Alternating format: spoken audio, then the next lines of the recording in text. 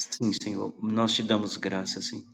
Agora nós queremos, Senhor, te apresentar o Fernando, a família dele, para que esteja nesse momento, durante todo esse tempo de ensino, de pregação, toda a família e o Fernando esteja debaixo da proteção de Nossa Senhora. Nós te Amém, Senhor. pedimos, Maria, Mãe de Jesus, guarda todos debaixo do teu manto, envolva-os, Mãe, para que nada os tire da presença de Deus e nada perturbe, Senhor, aquilo que o Senhor preparou para nós através do Fernando. Por Amém, isso Senhor. nós entregamos a família dele. Nós te pedimos, São Miguel Arcanjo, acampa em volta da casa do Fernando, da família dele, de cada filho, de cada parente dele, esteja agora sobre o olhar de São Miguel. E Amém, Senhor. nós pedimos, Espírito Santo de Deus, inspira o Fernando, inspira, coloca as palavras, Senhor, que como profecias, que são ditas e que no tempo de Deus elas vão acontecendo na nossa vida. Faz do Fernando um grande profeta nesse momento para cada um de nós. E sobre a proteção de Nossa Senhora, rezemos. Ave Maria, cheia É de de graça. graça, O o Senhor é Senhor é convosco. convosco. Bendita Bendita sois sois vós vós entre as entre mulheres. as mulheres. Bendito é o fruto do Bendito é o fruto do vosso ventre, Jesus. Santa Santa Maria, Maria, Mãe Mãe de de Deus, Deus, rogai rogai por por nós, nós, pecadores, pecadores, agora na hora e na hora da de nossa nossa morte. morte. Amém. Obrigado pelo seu sim, meu irmão. Deus te abençoe. Muito obrigado pelo seu sim. Amém. Boa noite a todos. Boa noite. Saúde e paz. Me ouvem bem? Dá um joinha aí para mim. Tu tem quanto tempo mesmo? Responde aí, Rogério. Até ali. Para... Isso. 30 minutos, 35, beleza. Até Então, 9 acho que, minutos, acho que a maioria já me conhece. Eu sou o Mococa, sou casado com a Ellen está acompanhando também aí. Nós temos 4 filhos. Nós nos conhecemos na igreja, na comunidade, na renovação aí de Viçosa.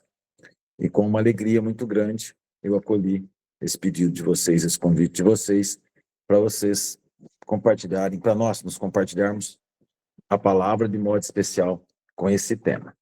Ok? Então, o tema para nós hoje é um seminário de dons, e o tema de hoje nos toca a falarmos um pouco do dom da profecia, o dom carismático da profecia. E, diante disso, antes de eu entrar no tema propriamente dito, eu gostaria de fazer algumas considerações que eu acredito que um pouco já foram feitas aí ao longo das palestras anteriores, e também alguma coisa deverá ser reportado para frente. Mas eu gostaria de que, antes de eu abordar do tema do dom da profecia, nós poderíamos ter claro algumas coisas sobre os dons espirituais, na verdade. Né? Os dons espirituais, os dons do Espírito Santo são vários. E a palavra dom, nós já sabemos, nós aprendemos, uma das primeiras coisas que nós aprendemos na renovação, que ela significa presente, significa graça, graça espiritual, depende da etimologia. Do latim, mais presente. Do grego, mais caris, carisma, presente espiritual. E aí, o pessoal que vai anotar, depois tem PowerPoint, tem cola, viu? Tá tudo bacaninha aí, viu, Edna? Tô vendo que você tá anotando aí, então vou lhe entregar bem maciadinho aí, tá bom? Isso é só para a turma saber que eu preparei um PowerPoint aí com umas 20 telas aí para vocês, ok? Então, quando a gente vai para a expressão dons espirituais, nós aprendemos que é uma graça ou uma capacidade concebida pelo Espírito Santo para o bem da igreja e o serviço aos outros, aos irmãos. E na perspectiva da RCC, tem vários livros, documentos, material de formação da RCC, nós aprendemos que esses dons são manifestações concretas da ação do Espírito Santo na vida dos fiéis. Então, são presentes, são graças que acontecem, que se manifestam pela força do Espírito Santo, pela ação do Espírito Santo na vida dos fiéis. E eu enumerei aqui 4 grupos de dons, sendo que um deles nós já trabalhamos. Eu não vou entrar em detalhe, eu vou enumerar, depois tem um pouco mais de texto complementar no material, mas tem os dons de santificação, ou os dons infusos, que foi o alvo do nosso seminário anterior, que são os 7 dons. Tem os dons de serviço e os ministérios, que nós aprendemos naquela palavra lá de Romanos 12, onde a palavra nos diz: temos diferentes dons conforme a graça que nos é dada. Um é ministro, ministra. O outro tem o dom de ensinar, ensina. O outro tem o dom de exortar, exorta. O outro tem o dom de distribuir esmola, que assim o faça. Depois tem os dons de governo, também narrados em vários textos, e um dos textos que dá ênfase é o texto lá de Efésios, onde o apóstolo diz que a uns ele designou apóstolos, a outros profetas, a outros evangelistas, a outros pastores, a outros mestres, para preparar os santos para a obra de Deus. Veja bem que todo o objetivo dos dons espirituais é para o crescimento comunitário, para o crescimento do todo, da igreja, dos irmãos. Naturalmente que a gente cresce também porque a gente é parte do todo, a gente é parte da igreja. Mas o olhar nosso deve transcender o nosso mundo, a nossa realidade. E, por fim, uma categoria de dons carismáticos, que é o alvo, um deles é o alvo do nosso breve momento hoje, que está lá narrado principalmente na primeira carta aos Coríntios, no capítulo 12. É lógico que existem falas referentes aos dons espirituais em vários pontos da Bíblia, mas no capítulo 7, o versículo 7, vai nos narrar um pouco mais detalhadamente. E o texto é: a cada um, veja bem, a cada um é dada a manifestação do Espírito para, novamente aí, o bem comum. E aí narram os 9 dons que nós conhecemos, basicamente. E um deles é o alvo da nossa abordagem de hoje. Então, são manifestações do Espírito concedidos para o bem da comunidade, para a edificação da igreja.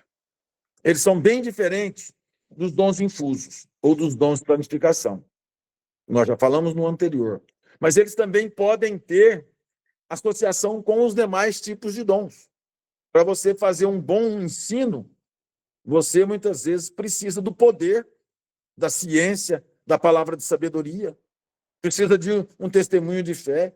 Então, esses dons carismáticos, eles têm uma interpenetração entre eles. Se você vai liderar, se você vai pastorear, você vai precisar de escutar para poder pastorear, para poder trazer palavra, consolo para o irmão.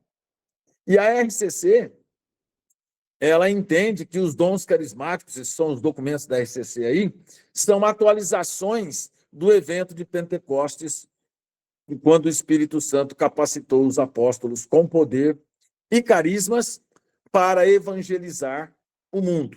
Eu costumo dizer que nós estamos na versão 2025. É o programa 2025. O Pentecostes do ano que vem vai ser o 2026. É a versão nossa. Então, o nosso Pentecostes, ele é hoje, é agora, né? E dentro dessa dinâmica dos dons carismáticos, essas manifestações do Espírito, nós podemos, do ponto de vista didático, dividi-la em 3 grupos. Nós aprendemos também, já pregamos muito sobre isso, que para ficar mais fácil, a gente trabalha com 3 grupos de carismas, digamos assim. E são instrumentos para servir dentro de uma visão, para edificar e evangelizar dentro de uma visão. E o primeiro grupo, não necessariamente na ordem do que está escrito lá em Coríntios, são os dons de revelação, ou os dons de conhecimento. E esses dons se manifestam o conhecimento sobrenatural de Deus, que Deus concede para discernir situações, revelar verdades ocultas ou orientar com sabedoria. E nós já tivemos aí o dom de palavra de ciência, o dom de palavra de sabedoria e nós vamos ter o dom do discernimento dos espíritos. Acho que é isso, né? A sequência aí. Então, esses 3 dons são associados com a revelação. Depois nós vamos ver na sequência os outros. Eu quero fazer um ênfase aqui, porque o dom da ciência que nós estudamos nos dons infusos, quando eu falei lá de ciência, eu fiz uma menção sobre o dom de palavra de ciência. E é bem diferente um do outro. Um a gente recebe quando a gente é batizado, e ele fica morando na gente. O outro, a palavra, é uma palavra, é um momento, é um corte, é um histórico, é um fato onde Deus resolve, através do coração do homem, inspirá-lo para que ele tenha uma palavra de sabedoria, de ciência, ou exerça um discernimento. Eu vou falar mais de discernimento na hora que eu falar do discernimento da profecia, não falando do dom do discernimento em si, mas que Deus dá uma revelação, e por isso é um carisma, é uma graça, é um presente para que a comunidade seja edificada. O segundo grupo são os dons de inspiração, os dons de comunicação, também conhecido como os dons de expressão vocal. Eles trazem uma comunicação sobrenatural e geralmente são usados em oração comunitária, principalmente no grupo de oração, e nós vamos falar do momento do ciclo profético, do ciclo da dinâmica da nossa reunião de oração. E são a profecia, que nós vamos falar mais detalhadamente, uma mensagem inspirada por Deus para edificação e exortação ou consolação. As línguas, principalmente associada a uma oração de louvor em linguagem desconhecida, como expressão espiritual, com gemidos inefáveis e inenarráveis, quando fala São Paulo, lá em Romanos 8:26. Também a interpretação das línguas, que é uma capacidade de compreender e transmitir o sentido da oração das línguas. Mas muitas vezes a oração, a interpretação das línguas está associado também ao carisma de profecia. Você pode ter uma palavra profética associada à interpretação das línguas. E, por fim, os dons de poder ou de ação. Seria o dom da fé, o dom da cura e o dom dos milagres. Manifestações sobrenaturais de Deus aí. Bom, entrando mais propriamente dito no nosso assunto agora, o dom da profecia é uma comunicação. Se alguém gosta de definição, eu gosto dessa definição.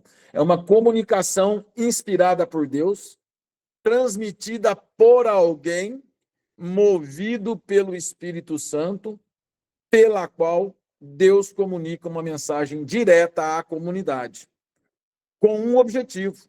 Então, são coisas importantes.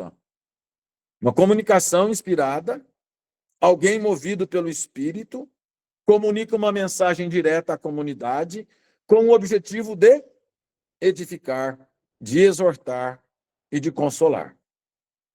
Toda a profecia, ela vai ter essas 3 visões. Aí, às vezes, ainda a gente consegue pegar mais alguma utilidade, mas o cerne é edificar a comunidade, exortar a comunidade ou consolar a comunidade. Com um detalhe muito importante: a profecia, o dom de palavra de profecia na nossa linguagem espiritual, está longe de ser adivinhação.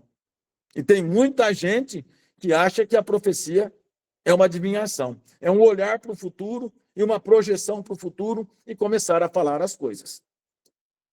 Existe uma ação do Espírito na vida carismática, que aqueles que estão mais tempo na caminhada, que caminham há mais tempo, e que a gente chama de visão espiritual. Então, eu lanço um olhar para frente, a partir do meu referencial de espiritualidade, e eu consigo visualizar uma caminhada.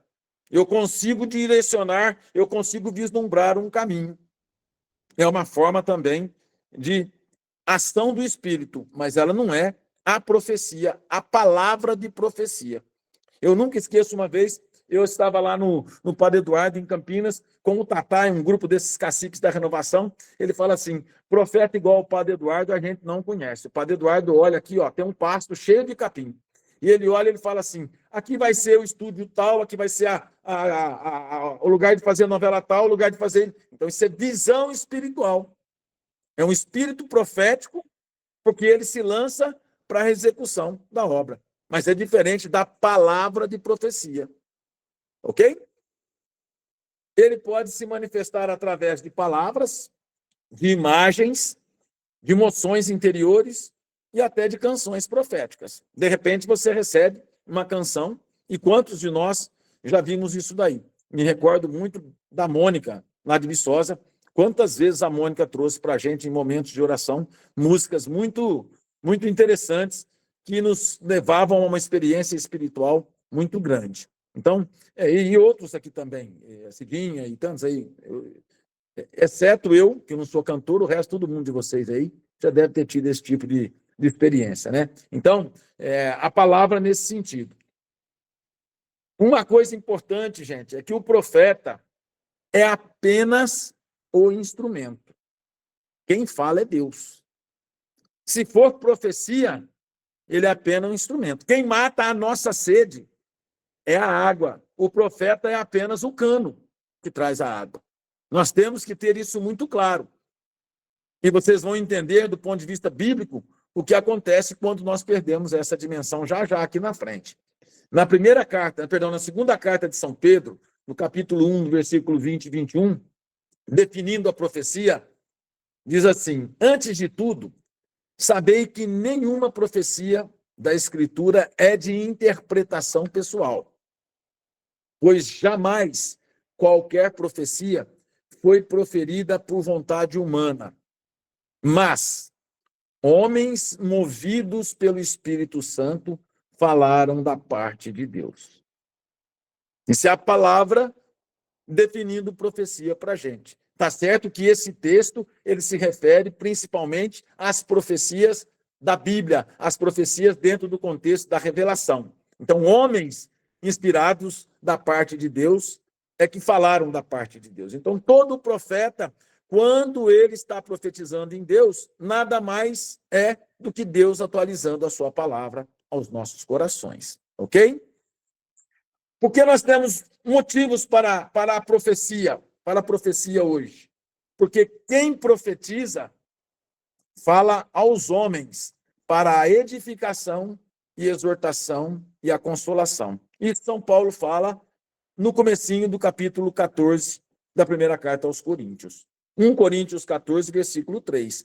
Quem profetiza, aliás, o capítulo 14, é tudo para botar ordem naquela farra que tinha lá naquela comunidade extremamente carismática. Se a gente pegar uma dessas Bíblias de estudo, nós vamos ver no rodapé que os estudiosos dizem que aquela comunidade, por motivos variados, mas principalmente pelo orgulho, era, além de tudo, de muito carismática, de muito avançada na caminhada, era também uma balbúrdia muito grande, porque tinha muito orgulho, tinha muita dificuldade. Então, ele vai ensinar.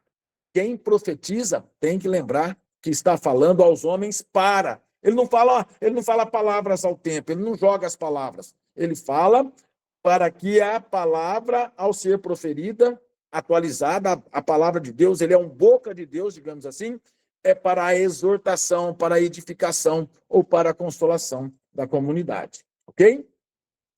Quando é que acontece a profecia em si? A gente vai na palavra e a gente pega na palavra alguns momentos que começam a acontecer a profecia com um pouco mais, que dá um pouco mais de realidade para a profecia no formato que nós queremos utilizar e que nós somos chamados a utilizar no dia a dia hoje. É diferente um pouco da profecia do que foi para os profetas, é diferente, e eu poderia falar aqui também de inúmeros outros tipos de profecia, profecia social e outras profecias mais. Nós queremos pegar palavra de profecia para que a gente use no nosso dia a dia, na nossa comunidade, na nossa atividade pastoral, como serviço aos irmãos, como serviço à comunidade. Então, se a gente pegar Joel 3, a gente vai perceber, lá no comecinho do texto do Joel 3, e diz assim: e acontecerá, cada detalhe da palavra, depois que derramarei o meu espírito sobre toda a carne, vossos filhos, vossas filhas profetizarão, vossos velhos terão sonhos, vossos jovens terão visões, até sobre os servos e as servas derramarei o meu espírito naqueles dias. Ou seja, só depois do derramamento do espírito é que os filhos e as filhas profetizarão. Então, meus irmãos, não tem profecia se não tiver derramamento do Espírito. Não tem profecia se não tiver batismo no Espírito Santo. Não tem profecia se o Espírito não for dado ao crente, ao coração daquele que quer se oferecer, que quer estar à disposição para que o reino de Deus aconteça. Então, condição para que haja profecia: derramamento do Espírito. Derramamento do Espírito. Nós clamamos o Espírito, nós acolhemos o Espírito e pela fé nós andamos no Espírito. Não é quando eu sinto arrepio, quando eu sinto muito, não. O sentir, muitas vezes, é muito mais uma realidade pessoal do que uma realidade espiritual.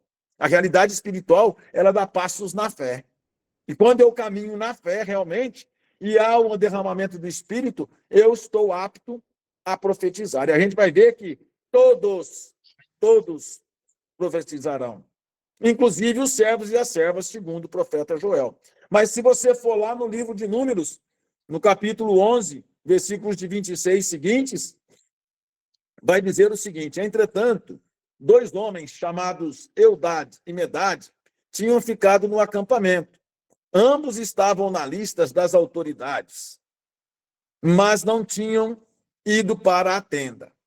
O Espírito também veio sobre eles e profetizaram no acampamento. Josué, filho de Num, disse: Moisés, meu senhor, proíba-os. Tem umas reticências nesse meio aí. Mas Moisés respondeu: você está com ciúmes por mim? Quem dera todo o povo do Senhor ser profeta, e que o Senhor pusesse sobre o povo o seu espírito, derramasse o seu espírito sobre ele. Ou seja, lá atrás, lá no tempo de Moisés, Moisés já queria que todos ficassem cheios do Espírito. E até quem não estava no templo profetizou. Por que profetizou? Profetizou porque ficou cheio do Espírito. Então, a condição para que nós possamos realmente profetizar é estar cheios do Espírito. Não necessariamente aonde a estrutura quer que nós estejamos. Muitas vezes eu vou ser usado na profecia totalmente fora da igreja, totalmente fora do grupo de oração, totalmente fora da paróquia. Se eu estiver no Espírito, e se eu desejar, eu vou ser usado. Porque o apóstolo fala: desejai, aspirai aos dons espirituais. Aí eu pergunto para você: é lícito eu desejar profetizar ou não? É lícito ou não é lícito eu desejar ser profeta? O que vocês acham? Quem acha que sim, dá um joinha. Quem acha que não, fica quieto. 1 Coríntios, capítulo 14, versículo 1, responde: empenhai-vos em procurar a caridade. Aspirai igualmente aos dons espirituais, mas, sobretudo, ao dom da profecia. Então, pode querer ser profeta, pode desejar ser profeta, deve desejar ser profeta. Continuando em Coríntios 14, vale uma palavra, vale um estudo sobre esse capítulo, para dar uma aprofundada melhor ao longo dessa semana, sobre o uso dos carismas. Versículo 39. Assim, pois, irmãos, aspirai ao dom de profetizar, porém não impeçais que faleis em línguas.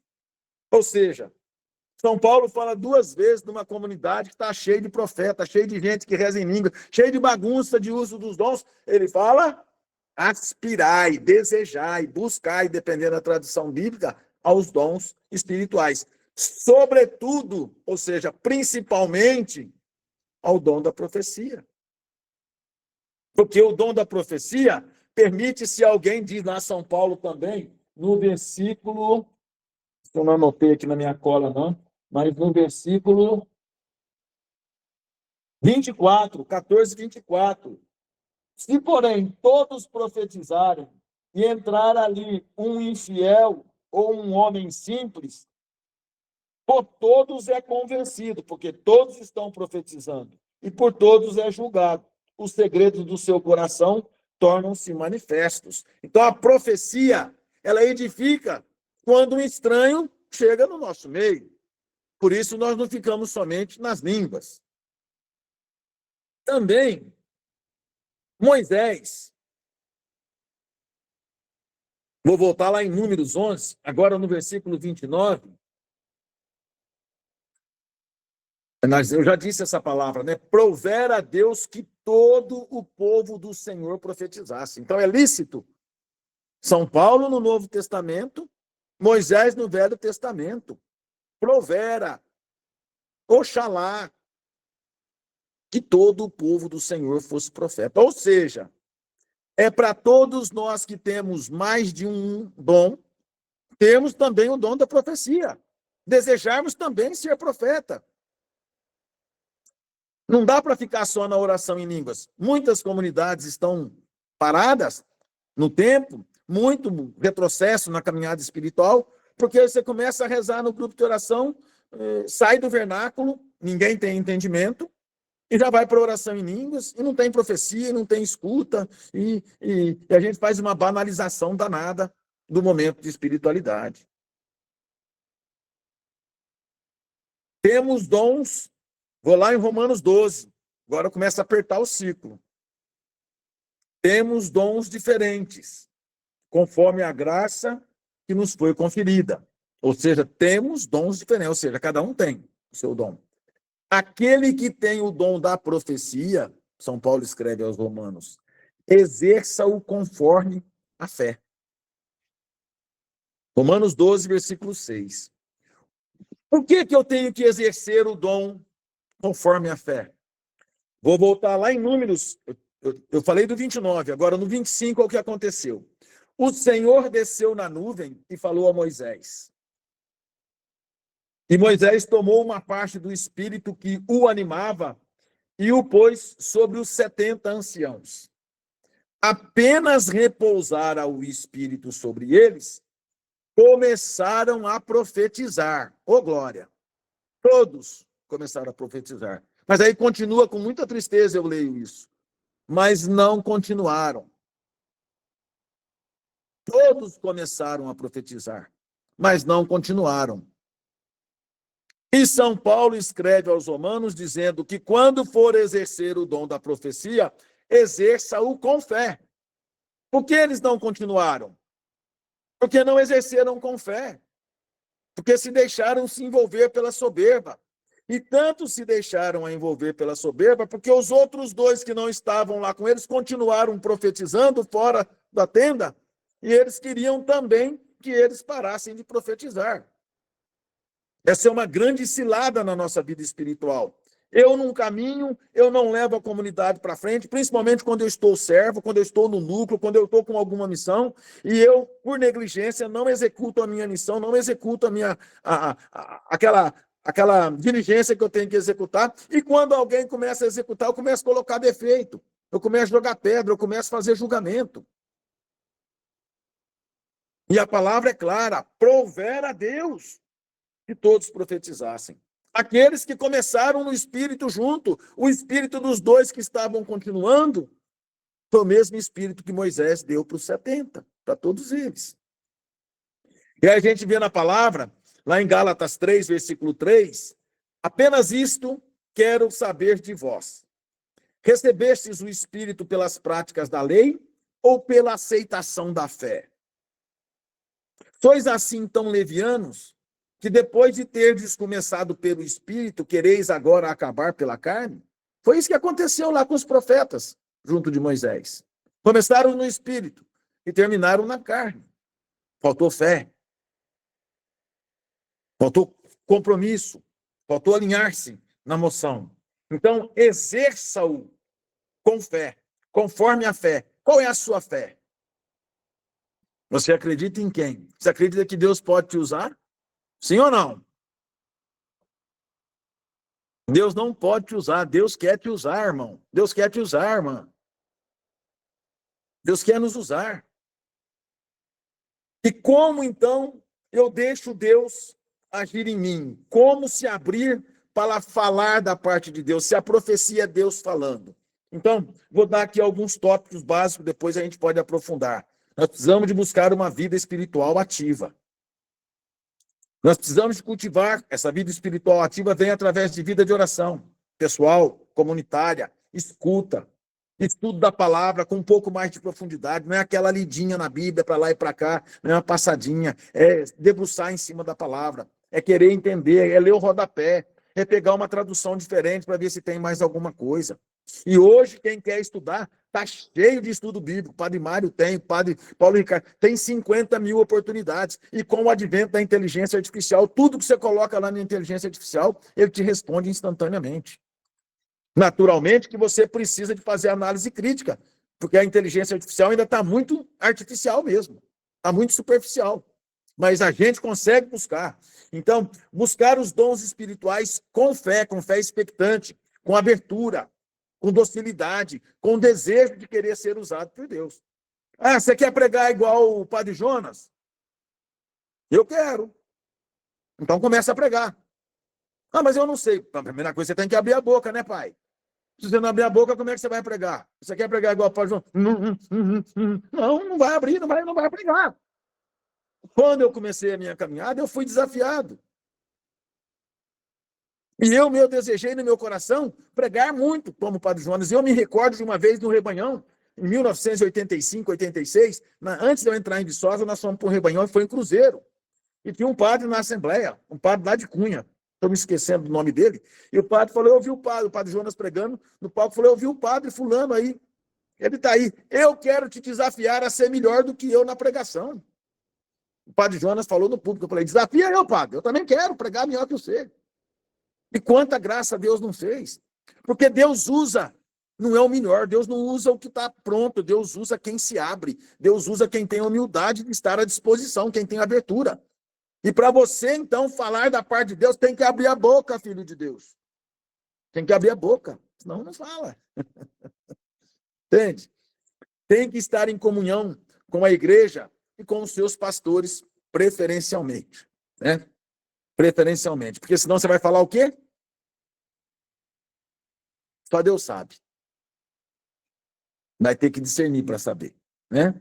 Então, como, agora um outro tópico, como a profecia se manifesta? Como é que acontece uma manifestação? Durante uma oração pessoal ou comunitária, especialmente após o louvor. É uma das coisas que a gente tem morrido muito na caminhada nossa. Muito. A maioria dos grupos que eu vejo que estão arrefecidos, que estão na tibieza, é porque eles diminuíram muito o louvor no vernáculo. Diminuíram muito o louvor em línguas. E as pessoas, os líderes, inclusive, rezam pouco, não tem vida de oração. Na hora que eles vão conduzir, eles vão lá e conduzem assim. Ah, vamos louvar o Senhor. Ele pega o microfone, puxa no microfone e faz, ô Senhor, eu te louvo e te agradeço. Ô Senhor, eu te louvo e te agradeço. Devia ter ficado calado esse coordenador, esse líder, esse puxador de oração. Devia ter ficado calado. Ele está matando a comunidade, está matando o grupo. Senhor, eu te louvo. Por que eu te louvo? Eu te louvo por isso. E tem diferença. Eu não te louvo e te agradeço. Primeiro eu louvo. O louvor é ver as qualidades de Deus. Tem mais de 100 adjetivos na Bíblia com relação ao que Deus é. Nossa, misericórdia, está acabando meu tempo já, hein? Tem mais de 100 adjetivos. E eu agradeço pelo que Deus faz. Depois que eu fiz isso tudo, eu enchi a bola de Deus. Aí eu faço silêncio e deixo Deus trazer alguma coisa para mim. E se eu estiver na comunidade, aí Deus traz para a comunidade através de mim. E o que Deus colocar no meu coração, eu falo. Pode ser uma emoção interior, pode ser uma ideia, uma frase, uma imagem, surge com força e clareza na nossa cabeça. E isso vira um impulso espiritual. Dá uma sensação que precisa de ser dita com paz no coração e com convicção. Uma vez eu estava na renovação lá em Aparecida, no congresso da renovação, e só tinha cacique. Eu era novinho, moleque. Estava entrando ainda, não sei nem se eu já estava em Viçosa. E aí teve um momento de oração e fez a escuta, e quem estava segurando o microfone? Padre Jonas. Aí me veio uma visualização. E eu não queria ir para a visualização, e meu coração começou a bater, me dar aquela tremedeira, até que eu fui lá.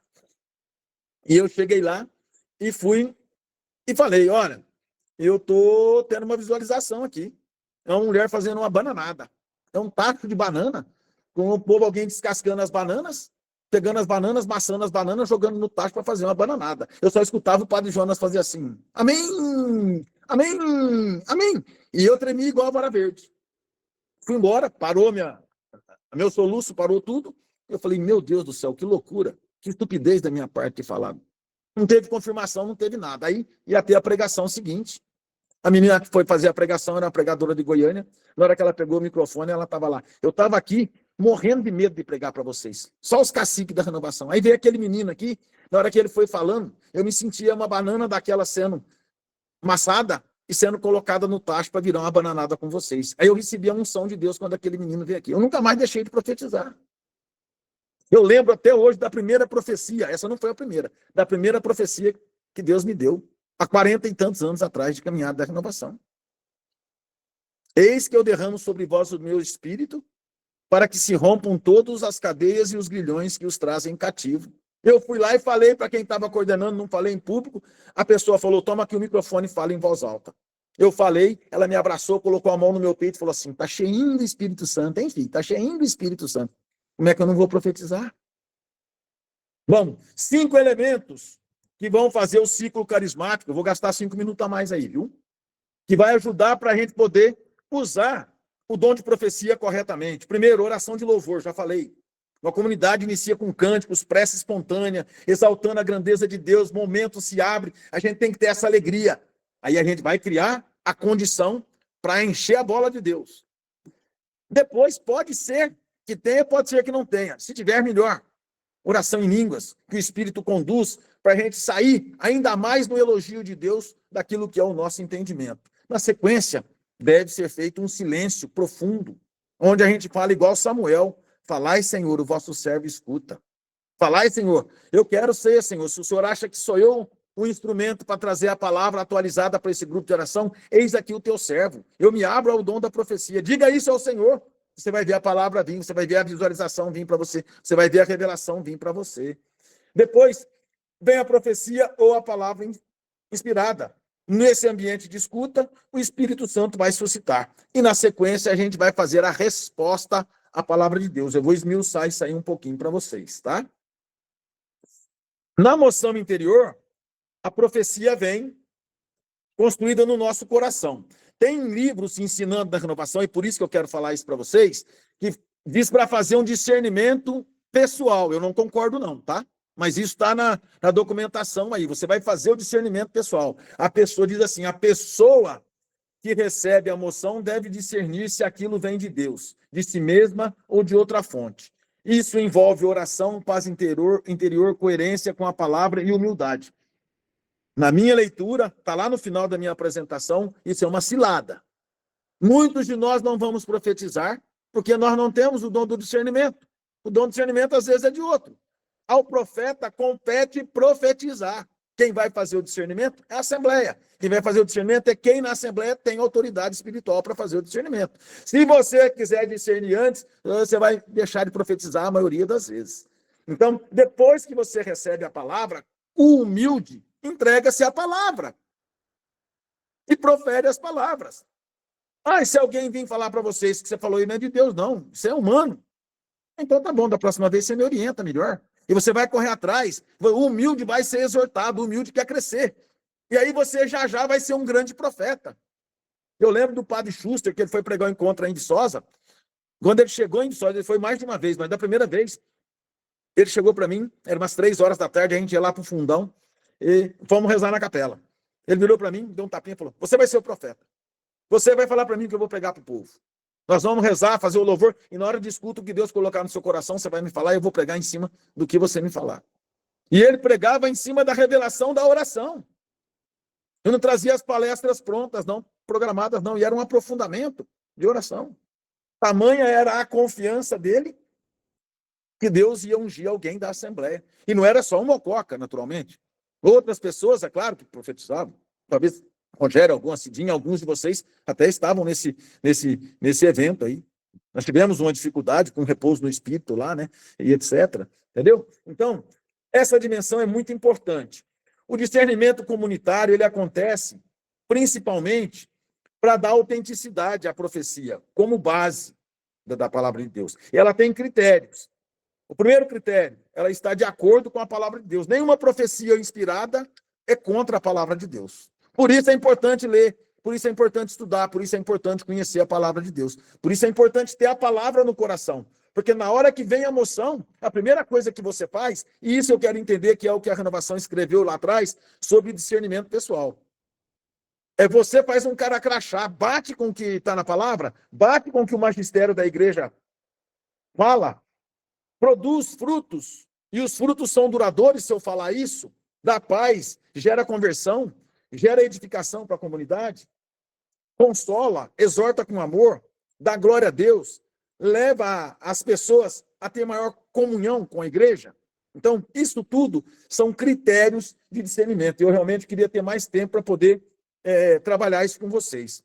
E também, nós temos que ter um ambiente de acolhida dessa palavra, e depois de responder essa palavra. Eu costumo dizer o seguinte, meu menino chega e fala assim para mim, papai, o senhor é tão bacana, hoje mesmo eu estava vendo aqui um post do meu menino de 7 anos, com a letra tudo garranchada, meu pai é forte, meu pai é corajoso, meu pai é isso, meu pai é aquilo. Ele fala tudo isso para mim. E o que eu falo para ele? Meu filho também meu filho é obediente, meu filho é bacana, meu filho é isso, por isso que papai te dá bala. Assim é com Deus. Quando você chega lá e você enche a bola de Deus, você vai receber uma fala de Deus. Ô filho querido, ô filho amado, ô filho abençoado. Meu filho, eu estou vendo os seus passos, é necessário que você mude de vida. Isso aqui não é legal para você ir para o céu. Olha essas coisas que você faz. Então, aí a gente vai criar a condição. A profecia vem assim. Depois que a gente vai a Deus. Deus vem e nos elogia, Deus vem e nos puxa a orelha, Deus vem e nos exorta. E quem está conduzindo vai dar a resposta adequada. Segundo o Alan Panosa, que foi o coordenador mundial da renovação durante muito tempo, uma profecia autêntica tem algumas características. Produz bons frutos, está em conformidade com a palavra, edifica, exorta, consola, traz paz no coração, não traz medo, não traz confusão. Se alguém começar a falar uma profecia e a assembleia ficar no burburinho, pode cortar na hora. Não tenha, pelo amor de Deus, não tenha medo os que estão exercendo o discernimento se cortar. Eu lembro do padre Chus falar assim, cala a boca, cala a boca, cala a boca, fica quieto. Não é isso aí não, você é humano, não vai fazer isso não. Se a gente fizer isso hoje, a gente vai para a cadeia, né? Porque isso daí é humilhação, isso. Mas a vida espiritual daqueles que querem fazer o caminho espiritual, quando a gente cura as moradas nossas interiores, as nossas feridas, a pessoa faz isso com a gente, glória a Deus, amém, aleluia. Eu vou dizer para vocês, uma das coisas que atrapalhou demais a minha caminhada foi o medo da pessoa falar que eu estava sendo usado pelo capeta. Eu demorei uns 5 encontros para poder falar em línguas. E quando eu comecei a rezar em línguas, olha aqui, vou tirar o óculos para vocês verem como é que eu faço.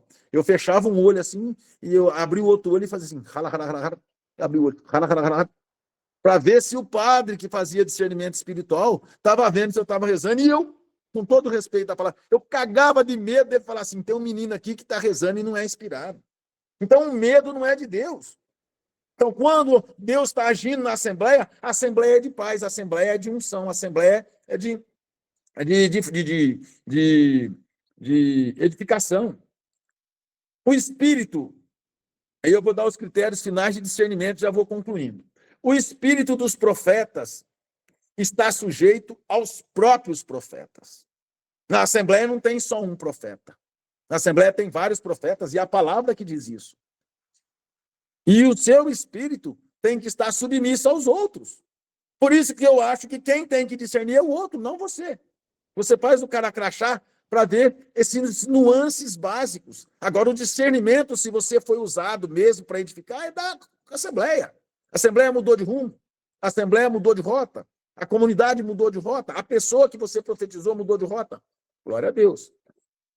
Ou seja, a profecia nunca é incontrolável ou caótica. A profecia, ela é na paz, ela é organizada, ela leva, ela conduz. Isso sim é o espírito de submissão, é o espírito de humildade.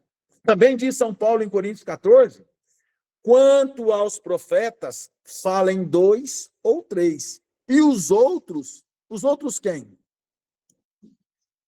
Os outros julguem.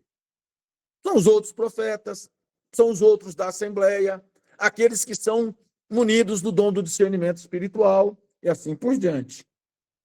Eu quero dizer que eu tenho muito medo, e eu coloquei lá no meu PowerPoint, lá no finalzinho, uma cilada, eu querer discernir. Se você ainda não tem o dom da profecia, se você ainda tem medo, experimenta falar, experimenta rezar, experimenta partilhar com alguém. Não vai discernir você.